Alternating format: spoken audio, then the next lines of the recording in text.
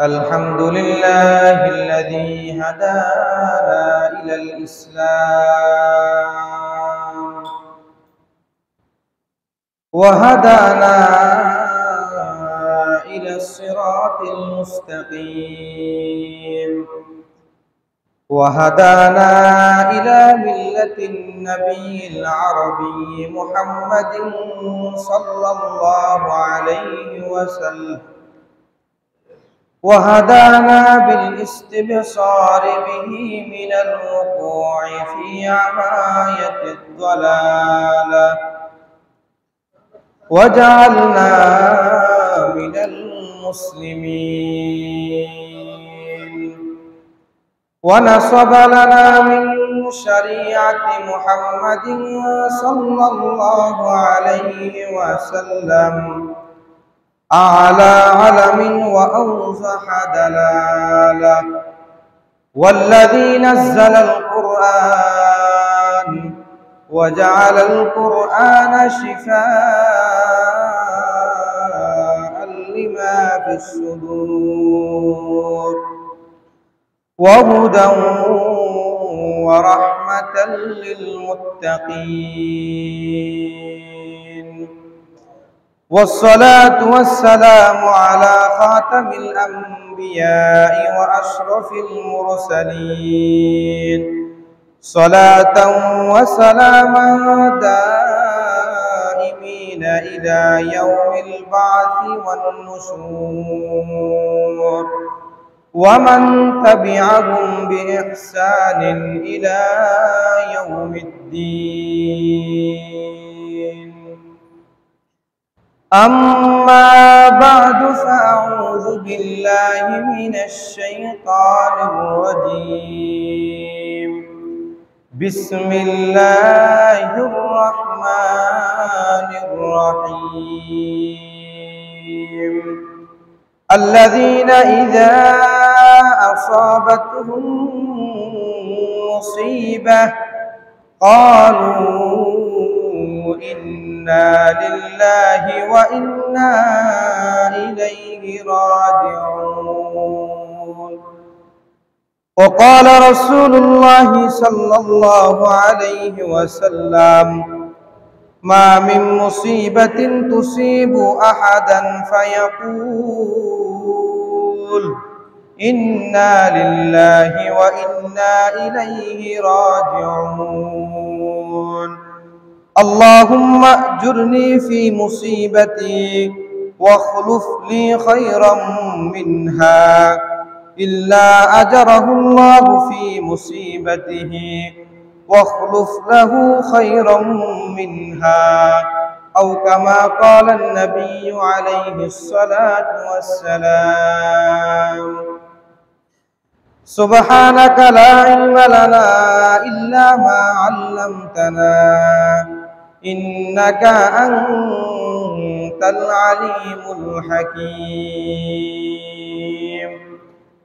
اللهم صل على محمد وعلى آل محمد كما صليت على إبراهيم وعلى آل إبراهيم إنك حميد مجيد.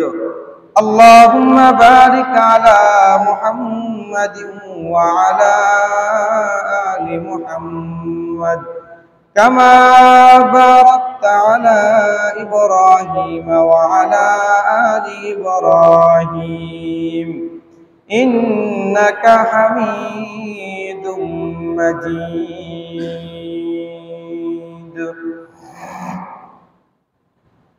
الحمد لله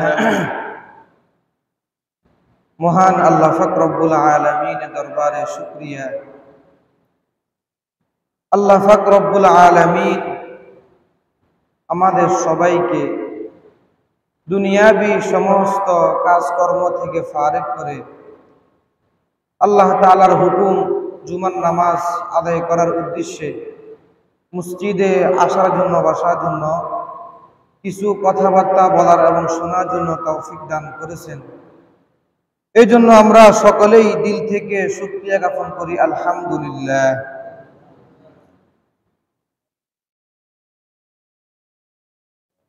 আল্লাহ পাক রব্বুল আলামিনের নিয়ামত আল্লাহ তাআলা আমাদেরকে দান করেছেন। এটা আমাদের জন্য অনেক বড় সৌভাগ্যের বিষয়। যাদেরকে আল্লাহ পাক রব্বুল আলামিন আমাদেরকে যে নিয়ামত দান করেছেন, আসার জন্য বসার জন্য সুস্থ সবল মানুষ, সুঠাম দেহ দান করেছেন, যাদেরকে দান করে নাই তারাই বুঝবে আল্লাহর এই নিয়ামতের গুরুত্ব কতটুকু।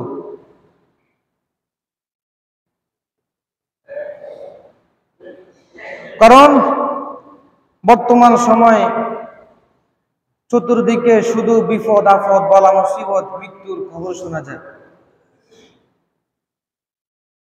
যখন কোনো মানুষের কাছে হঠাৎ করে মৃত্যু চলে আসে, বিপদ আপদ চলে আসে, বলা মুসিবত চলে আসে, দুনিয়ার কোনো পরাশক্তি পারবে এটাকে দূর করার জন্য? পারবে না। আসলে একজন মানুষের স্থায়ী বসবাসের স্থান হচ্ছে আখিরাত। এই দুনিয়াতে আল্লাহ তাআলা আমাদেরকে প্রেরণ করছেন, এই দুনিয়ার জীবনটাকে আমরা অতিবাহিত করে আমাদেরকে কোনো না কোনো এক সময় আখিরাত যাওয়া লাগবে। কিন্তু এই ছোট্ট একটা জিন্দেগি, ছোট্ট একটা হায়াতের মধ্যে কত বলা মুসিবত, বিপদ আপদ, মৃত্যু আমাদের কাছে আসে। এগুলা সহ্য করতে হয়, এগুলা ধৈর্য ধারণ করতে হয়, কিছুই করার নাই। এই বলা মুসিবত, বিপদ আপদ কোনো কোনো সময় আল্লাহ তাআলার গজব হিসেবে আছে। এই বলা মুসিবত, বিপদ আপদ কোনো কোনো সময় আল্লাহ তাআলার পক্ষ থেকে পরীক্ষার জন্য আসে।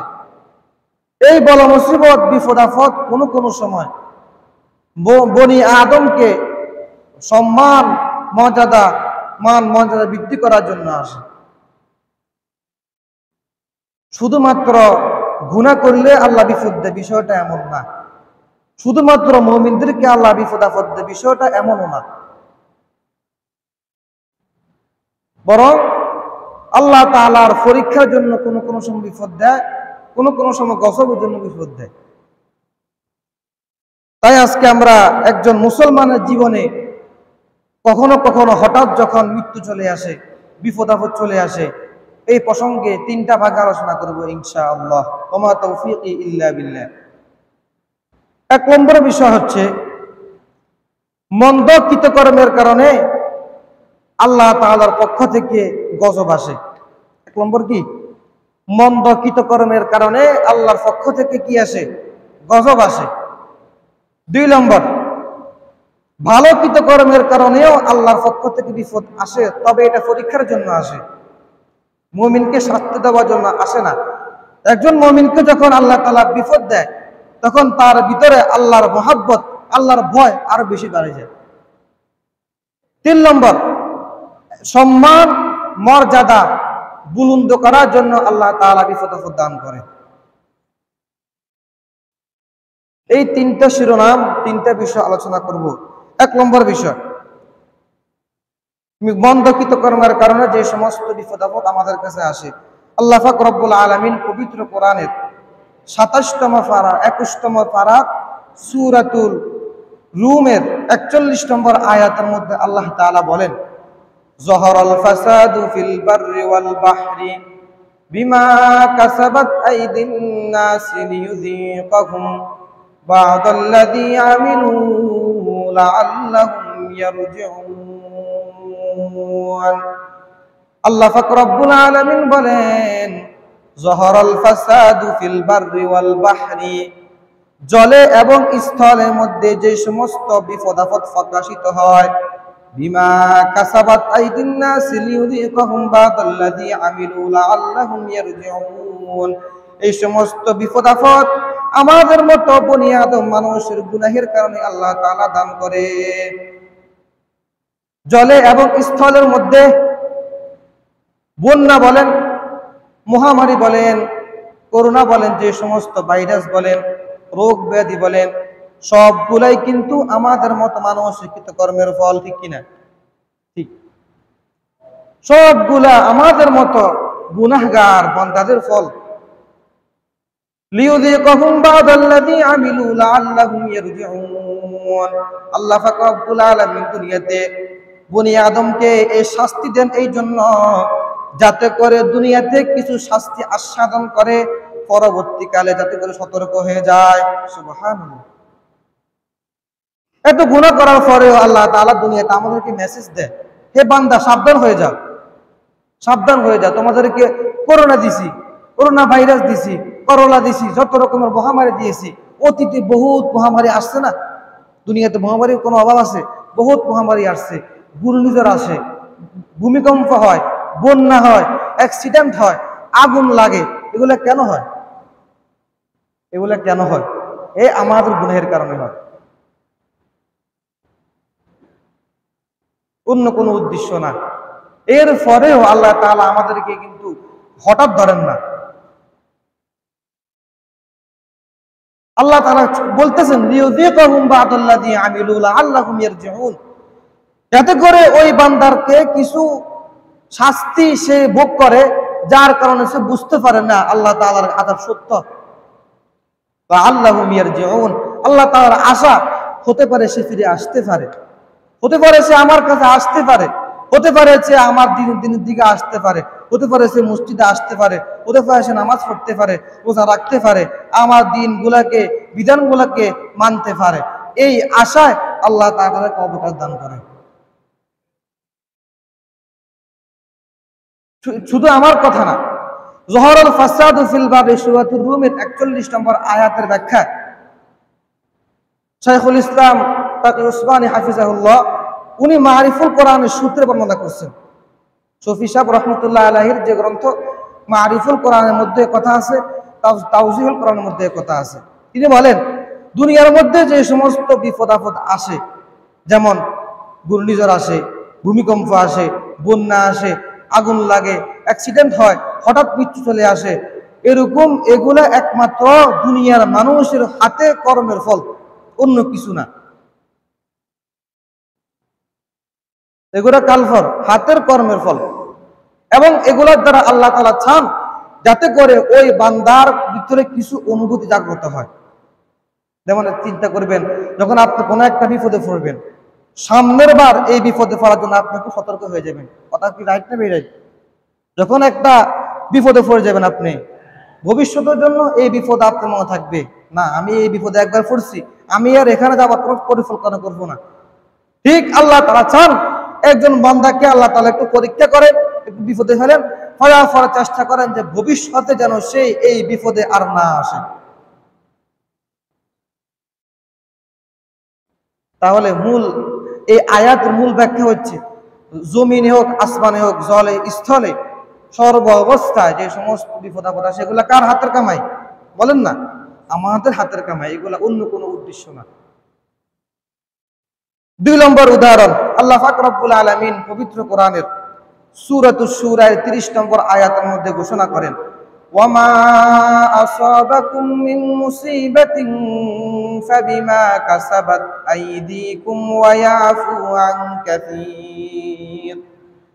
আল্লাহ পাক রব্বুল আলামিন বলেন, হে আমার বান্দাগণ, তোমাদের কাছে যে সমস্ত বালা মুসিবত আসে, বিপদ আপদ আসে, বিমা কাসাবাত আইদিন নাসি, এগুলা একমাত্র তোমাদের হাতের কামাই। ওয়া ইয়াফু আন কাসীর, আল্লাহ পাক রব্বুল আলামিন এত দয়ালু, এত দয়ালু, এত মেহেরবানি, এত গুনাহের পরেও আল্লাহ পাক অধিকাংশ গুনাহ ক্ষমা করিয়ে দেন। সুবহানাল্লাহ। এত দয়ালু, এত মেহেরবানি, এত গুনার পরেও অধিকাংশ গুনাহ, ওয়া ইয়াফু আন কাসীর, অনেক গুনাহকে আল্লাহ ক্ষমা করিয়ে দেন। অনেক গুনাহ আল্লাহ তাকানো না।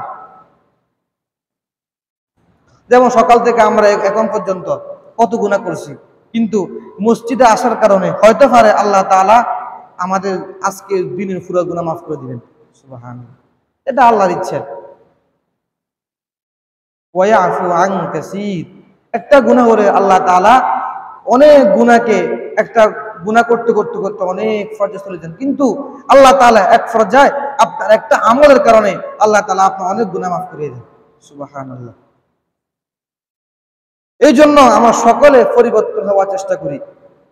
আমাদের যখন বিপদ চলে আসবে, বলা মুসিবত চলে আসবে, চলে আসছে, কিন্তু আমাদের কাছে কোনো অনুভূতি নেই, কোনো অনুভূতি নাই, কোনো ভয় নাই, কোনো একটু চিন্তাও নাই।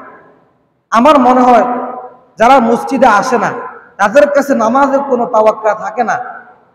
এদের মনে এমন একটা ভাব থাকে যেন পুরা জিন্দিগি তার দুনিয়া থাকবে, মানে এরকম মন নিয়ে তারা চলে, এরকম ভাব নিয়ে চলে। কেন মসজিদে আসবেন না? এত বিপদ, এতে বন্যা আসছে, গত বছরে বন্যা হচ্ছে, এবছরে বন্যা হচ্ছে, এরকম মহামারী দেয়, বিভিন্ন সময় ভাইরাস দেয়, ভূমিকম্প দেয়, ঘূর্ণিঝড় দেয়, বিভিন্ন রাষ্ট্রের মধ্যে বিভিন্ন রকমের অ্যাক্সিডেন্ট। এগুলা দিয়ে আল্লাহ তাআলা আমাদের কি বুঝাচ্ছেন যে হে বান্দা এখনো সময় আছে। আলাম ইয়ামিনিল্লাযীনা আমানু আন তাকশা কুলুবুহুম লিযিকরিল্লাহ, হে আমার বান্দা তোমাদের কি এখনো সময় আসে নাই? তোমাদের অন্তর কি এখনো ভীত সন্ত্রস্ত হবে না? আমার এত বিপদ, এত বড় মুসিবত, এত গজব যে আমি দুনিয়াতে ফাটাই, এরপরে তোমাদের অন্তর ভীত সন্ত্রস্ত হবে না? আল্লাহ তাআলা আফসোস করে বলতেছেন আমাদেরকে। তাহলে কেন আমরা শুনবো না? আমাদের কোনো কিছুর অভাব আছে? বলেন না। আল্লাহর হাবিব সাল্লাল্লাহু আলাইহি ওয়াসাল্লাম এই দিনকে প্রচার করার স্বার্থে কি পরিমাণ নির্যাতিত হয়েছেন, নিপীড়িত হয়েছেন। সিরাত পড়লে চোখের পানি দেখার কোন কথা না। রাসূলের ইতিহাস পড়ে দেখেন, রাসূলের জিন্দেগি, মক্কা জিন্দেগি কেমন ছিলেন। এত কষ্ট, এত তায়েফের ময়দানে রাসূলকে রক্তাক্ত করা, মক্কার কাফের কুরাইশদের নির্লজ্জ কথাবার্তা, অশ্লীল কথাবার্তা, ঠাট্টা বিদ্রুপ, এত কিছুর পরে রাসূল দ্বীনের কাজকে ছেড়ে দেন নাই। দুনিয়া সব ঠিক রাখছেন, বিবি বাচ্চা, ছেলে সন্তান, টাকা পয়সা, ধন সম্পদ সব ঠিক রেখে রাসূল দ্বীনকে প্রধান রাখছেন। তাহলে আমরা সে রাসূলের উম্মত, আমরা সে রাসূলের উত্তরসূরি, আমরা সে রাসূলের উত্তরসূরি হিসেবে মানতে চাই, কিন্তু মুখে দাবি করে কিন্তু অন্তর রাসূলের কোনো মহব্বত আমরা রাখি না। তাহলে কি লাভ হবে? এই যে দেখেন বাংলাদেশের মধ্যে বিভিন্ন সময় অনেক রকমের বিভিন্ন খবর শোনা যায়। এই গত এক মাসের মধ্যে কত খবর শুনছেন। বিমান অ্যাক্সিডেন্ট হয়েছে, কত কয়েকদিন আগে মাইক্রো অ্যাক্সিডেন্ট হয়েছে, এরকম কত রকম বিপদ আপদ খবর শোনা যায় না? তাহলে এগুলা কেন আসে? এগুলা দ্বারা আমাদেরকে কি বুঝাচ্ছে আল্লাহ তাআলা? এগুলা দিয়ে আমাদেরকে কি বুঝাতেছে? এত কষ্টের পরে প্রতি সপ্তাহ তো এগুলো আলোচনা হয়, পার্থক্য কিছু আলোচনা তো হয় না। একটু না মসজিদে আসেন, নামাজ পড়েন, আল্লাহকে ভয় করেন। কিয়ামতের ময়দানে আল্লাহর সামনে কি জবাব দিবেন? আল্লাহ তাআলা আপনাকে পুরা জিন্দেগি খাওয়াইছে, পুরা জিন্দেগি আল্লাহ আপনাকে এত নিয়ামত ভোগ করাইছেন, এই নিয়ামতের বিনিময় কি আল্লাহ যেন আমরা করছি বলেন? আল্লাহ তাআলা বলেন সূরাতুল ফাতিরের ৪৫ নম্বর আয়াতের মধ্যে বলেন, ওয়ালা ইউআখিদুল্লাহুন নাসা বিমা কাসাবু মা তারাকা আলা যহরিহা মিন দাব্বা ওয়ালাকিন ইউআখিরুহুম ইলা আজালিন মুসাম্মা। আল্লাহ পাক রব্বুল আলামিন বলেন, হে আমার বান্দারা, তোমরা তো বুঝো না, তোমরা তো আমার নিয়ামতকে বুঝো না, আমার নিয়ামতের তোমরা শুকরিয়া আদায় করতে চাও না। ওয়ালাউ ইউআখিদুল্লাহুন নাসা বিমা কাসাবু, যদি আমি চাই মানুষদেরকে ধরার জন্য আমি ইচ্ছা করি, তাহলে দুনিয়াতে একটা প্রাণীও টিকে থাকতে পারবে না।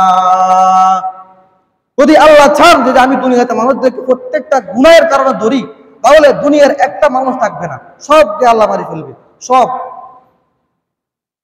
বলেন না, দুনিয়াতে এখন যারা আছে পুরো বিশ্বের মধ্যে গুনাহমুক্ত কোন মানুষ আছে? কোন মানুষ দুনিয়াতে আছে গুনাহমুক্ত? না। ওইগুলার দ্বারা আল্লাহ তা বলতেছেন, যদি আমি ধরতে চেষ্টা করি, দুনিয়াতে একটা প্রাণীও থাকবে না, একটা মানুষ থাকবে না, একটা প্রাণকে আমি রাখতে চাবো না যদি আমি ধরার ইচ্ছা করি। ওয়ালাকিন ইউআখিরুহুম ইলা আজালিন মুসাম্মা, কিন্তু আমি রব্বুল আলামিন একটা সময় পর্যন্ত তাদেরকে অবকাশ দিয়ে রাখি। ফাইদা জাআ আজালুহুম ফাইন্নাল্লাহা কানা বিইবাদিহি বাসীরা, যখন তাদের সময় চলে আসবে, কেননা আল্লাহ তাআলা মানুষের সম্পর্কে সম্যক অবগত আছে। আরো আয়াতের মধ্যে আল্লাহ তাআলা বলেন, ফাইদা জাআ আজালুহুম ফালা ইস্তাখিরুনা সাআতান ওয়ালা ইস্তাকদিমুন, যখন মানুষের কাছে মৃত্যু চলে আসবে, তখন আল্লাহ পাক রব্বুল আলামিন এক মুহূর্তের জন্য কোন মানুষকে অবকাশ দিবে না। সূরাতুল মুনাফিকের একটা আয়াতের মধ্যে, সর্বশেষ আয়াতের মধ্যে আল্লাহ তাআলা বলেন, ওয়ালা ইউআখিরুল্লাহু নাফসান ইযা জাআ আজালুহা ওয়াল্লাহু খাবীরুম বিমা তা'মালুন। আল্লাহ পাক রব্বুল আলামিন কোন মানুষকে, বনি আদমকে 1 সেকেন্ডের জন্য সময় দিবে না যখন তার সামনে মালাকুল মউত চলে আসবে। আর একটা আয়াতের মধ্যে আল্লাহ তাআলা বলেন, কুল ইন্নাল মাউতাল্লাযী তাফিররুনা মিনহু ফাইন্নাহু মুলাকীকুম সুম্মা তুরাদ্দুনা ইলা আলিমিল গায়বি ওয়াশ শাহাদা। হে বনি আদম, হে আমার বান্দাগণ, তোমরা দুনিয়া থেকে যত পলায়ন করো, মৃত্যু তোমাদের সঙ্গে সাক্ষাৎ করবে। যতই পলায়ন করবেন, যতই বাঁচার চেষ্টা করবেন, যেখানে যাবেন মৃত্যু এসে আপনাকে হাজিয়ে দিবে। আপনার মৃত্যু হাজিরা দেওয়ার প্রয়োজন নাই।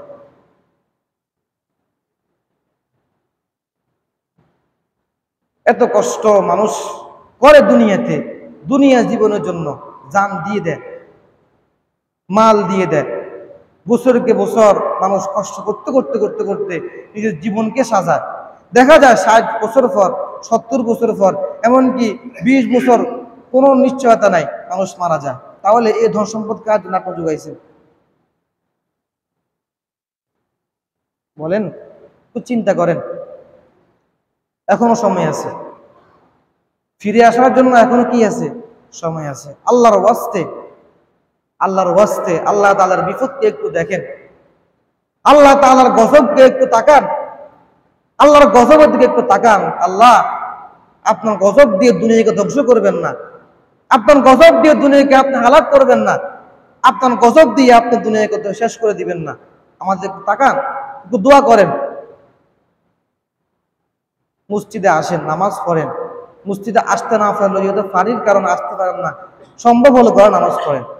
তারপরে একটু আল্লাহর কাছে হাত উঠে দোয়া করেন, আল্লাহ আমাদের কারণে, আমরা বনি আদমের কারণে পুরা দুনিয়া সমস্ত কুকুর, বিড়াল, গরু, ছাগল সব হাইওয়ানা কষ্ট পাইতেছে আমাদের কারণে। গর্তের ফিফা পর্যন্ত দোয়া করে বনি আদমের জন্য। একটু চিন্তা করি, একটু আমরা মনোযোগী হই, ইনশাআল্লাহ আল্লাহ তাআলা আমাদের সবাইকে দেখবেন আমাদের থেকে বিপদ আপদ উঠে নিয়ে যাবে, আমাদের উপর শান্তি বর্ষণ করবে, আমাদের উপর শান্তির ছায়া চতুর্দিকে আল্লাহ তাআলা মেরিয়ে দিবে। 2 নম্বর যে বিষয়, ভালো অকৃত কর্মের কারণেও অনেক সময় বিপদ আপদ আসে, তবে এটা পরীক্ষার জন্য। এমন আল্লাহ পাক রব্বুল আলামিন পবিত্র কোরআনে সূরাতুল বাকারায় 157 নম্বর আয়াতের মধ্যে বলেন, আমি এর আয়াত থেকে বলি তাহলে বুঝবেন। ইয়া আইয়ুহাল্লাযীনা আমানুস্তাঈনু বিস-সাবরি ওয়াস-সালাহ ইন্নাল্লাহা মা'আস-সাবিরিন। আল্লাহ পাক রব্বুল আলামিন বলেন, হে ঈমানদারগণ, ইস্তাঈনু বিস-সাবরি ওয়াস-সালাহ, ধৈর্য সহকারে সাহায্য সে তোমরা নামাজ আদায় করো। ইন্নাল্লাহা মা'আস-সাবিরিন, আল্লাহ পাক রব্বুল আলামিন ধৈর্যশীলদের সঙ্গে সব সময় থাকে। যারা বিপদ আপদে, বলা মুসিবতে তারা ধৈর্য ধারণ করবে, তাহলে সর্ব অবস্থা ওই সমস্ত সাবিরদের সাথে, ধৈর্যশীলদের সাথে আল্লাহ তাআলা সব সময় থাকেন। ধৈর্যশীল কখনো পরাজিত হয় না। যদিও সাময়িক ধৈর্য দেওয়ার কারণে আপনার কষ্ট হইতেছে, কিন্তু এমন এক সময় আসবে, এমন এক প্রতিফল আপনার আসবে, আপনি বলবেন যে আমি যদি আরো বেশি ধৈর্য ধরতাম তাহলে আমার আলো উপকার হতো, তখন আফসোস করবেন। এই জন্য ধৈর্য অনেক বড় একটা বিষয়। এরপর এক আয়াত পরে, মুজগান এক আয়াত পরে, এরপর আয়াত আল্লাহ তাআলা বলেন, ওয়ানাবলুওয়ান্নাকুম বিশাইইম মিনাল খাউফি ওয়াল জু'i ওয়া নাকসিম মিনাল আমওয়ালি ওয়াল আনফুসি ওয়াস সামারাত ওয়া বাশশিরিস সাবিরিন।